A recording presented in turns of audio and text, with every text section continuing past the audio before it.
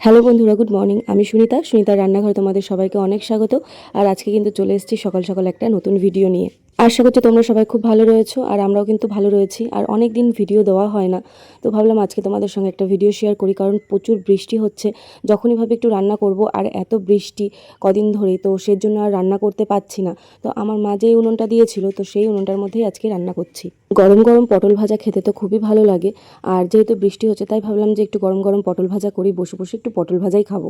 আগে কিন্তু ছোটবেলায় যখনই কিছু খেতে ইচ্ছা করতো, মাকে সোজা গিয়ে বলতাম যে মা, আমাকে একটু কিছু ভাজা করে দাও না। তখন কিন্তু মা পটল ভাজা বা বেগুন ভাজা বা ডিম ভাজা যাই হোক না কেন, এগুলো করে দিত।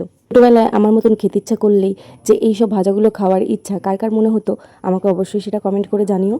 আর যে কোনো ভাজাই হোক, গরম গরম খেতেই কিন্তু ভালো লাগে। তাহলে চলো, আমার কিন্তু পটলগুলো ভাজা হয়ে গেল, আর আমি কিন্তু এখন বসে বসে পটল ভাজাগুলো খেতে থাকি। আর তোমরা আমার ভিডিওটাকে অবশ্যই লাইক কমেন্ট শেয়ার করে দিও। আর একটা নতুন ভিডিও নিয়ে তোমাদের সঙ্গে আবার দেখা হবে। আজকের মতন টাটা।